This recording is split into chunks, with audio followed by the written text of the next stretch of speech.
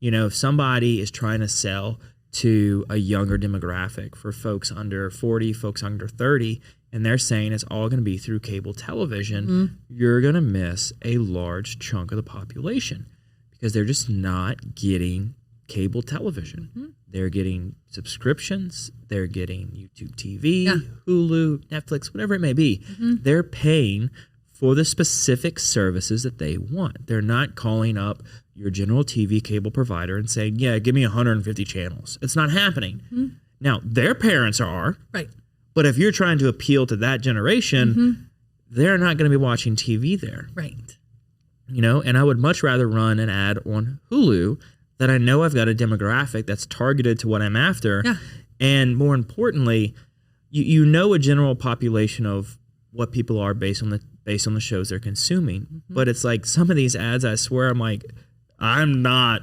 They're a potential mark. They missed the mark. They missed the mark on this one. Like they totally missed the mark on this some ad. And I'm like, like if they think I'm the consumer, I'm like, you know, no, this is not happening. Right? You know, why are you advertising horror films when I've never ever indicated on any of my channels that that's what I watch? True. But you're going to push it every single commercial break. Yeah. I'm like, I'm still not going to watch it. More importantly, I'm not going to watch it for sure. Right. Like, all right, 100. that name of that movie, all right, never watching that. Right? 100%. No, it's a good point that you bring up too, because I'm a cord stacker. So I have traditional, you know, cable, but then I also have cord Hulu. Stacker? Is that what they call it? So you have cord cutter, which is like they cut the cord. They're just doing, you know, just doing over the top, which is like your Hulus, your YouTubes, your et cetera. And then you have a cord stacker. So because I'm a little older in age, I still like the traditional mediums and I want to get those, but then I also want Apple TV, I want Hulu, I want Netflix, et cetera. But my children don't even know how to watch live TV. They've never watched it. You know, they really prefer YouTube TV or, you know, podcasts or, I mean, they're always, you know, scrolling through looking at some show and they'll tell me about these influencers that they used to watch and whatever. I mean, that's what they're, you know, I remember this kid when my children were younger and like all he did was unbox things. And I'm like, you literally sat and watched that for hours. And so I'm like, yeah, wow, okay. But yeah, so if you're looking to reach a 12 and 18-year-old, you're not buying linear TV, you know, or broadcast TV. You're not. But if you want to reach someone in my demographic, like, you know, I'm still watching The Bachelor. You have to have a little bit of it, you know? I watch all the sports things, you know.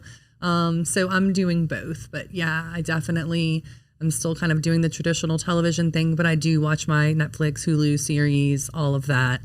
In fact, my girlfriends and I have a group chat and we're like, okay, what are y'all on right now? So we can make sure we're not, you know, missing anything behind the good. Mark, you know? Yeah.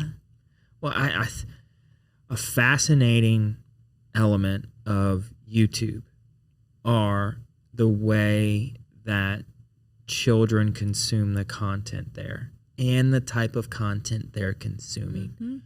So much so that kids will watch hours on hours of other kids playing with toys.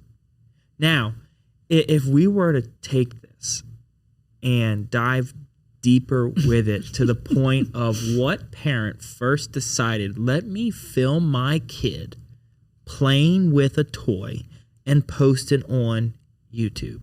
Right. And those views, any video on YouTube that is focused on 12 and under, their views are just stupid.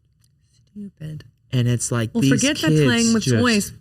Watching other kids play video games. I'm like, you're not playing a video game, but you're watching someone else play one. So then they're going to flip the argument and say you're not playing football, but you're watching somebody else play football. That's true, but I can't play football.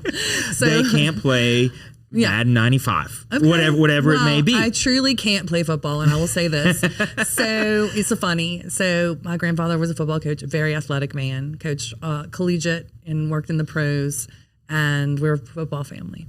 And like, if you can't speak football at my table, you can't talk. And so my son is trying out for the football team. And I told him I'm buying him a coach.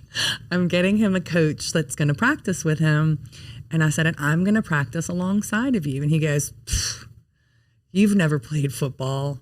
So I pick up the phone and I call his dad. And I was like, would you please tell your son, like that his mom actually does know something about the sport? I was like, no, I have not played.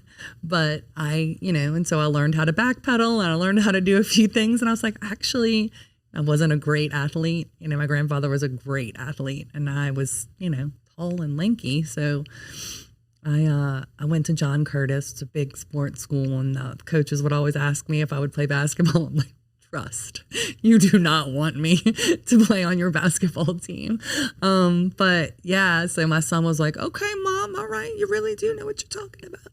But I just thought it was funny because he was like, you can't play sports. You can't play football. You're a girl. And I was like, oh, child.